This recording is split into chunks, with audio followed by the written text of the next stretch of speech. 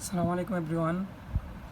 তো আজকে আমি একটা হাবের রিভিউ নিয়ে চলে আসলাম আপনাদের মাঝে, অ্যান্ড সেটা হচ্ছে এনলি হাব। তো এটা হলো এনলি 101 এসজি এডিশন। এই যে দেখতে পাচ্ছেন,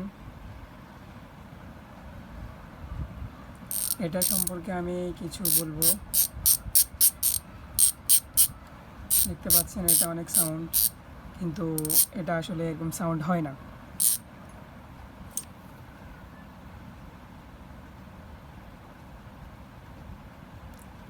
তো আজকে আমি বলবো এই হাবটা যারা স্টান করেন তাদের জন্য কি নেওয়া ঠিক হবে নাকি না, সেটা বলবো।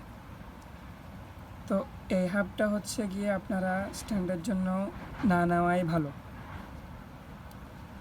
তার কারণ হলো, এই যে দেখতে পাচ্ছেন এই হাবের প্রায় 80% বাই 90% হাবই এখানে যে স্প্রিং ঘাট আছে এগুলো ভেঙে যায়।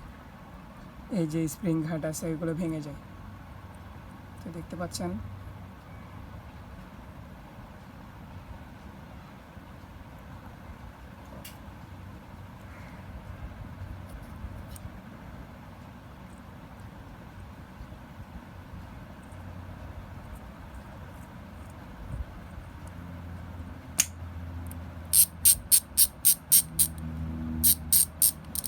তো এটা হচ্ছে স্ট্যান্ডের জন্য বাই একবারে বাজে একটা হাব।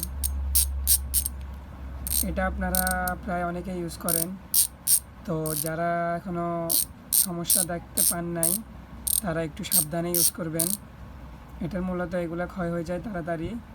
আর এই যে এটা তো দেখালাম খুলে, এটার ভিতরে যে স্প্রিংগুলো থাকে ওই স্প্রিংয়ের ঘাটটা তাড়াতাড়ি নষ্ট হয়ে যায়। সো এটা যারা ইউজ করতে পারবেন, যারা নর্মালি রাইড দিয়ে থাকেন তাদের জন্য এই হাবটা ভালো হবে।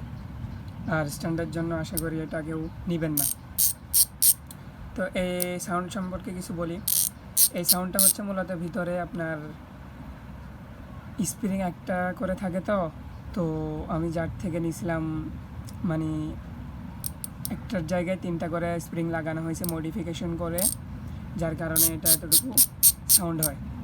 এমনি নর্মালি হ্যাবে এতটুকু সাউন্ড থাকে না।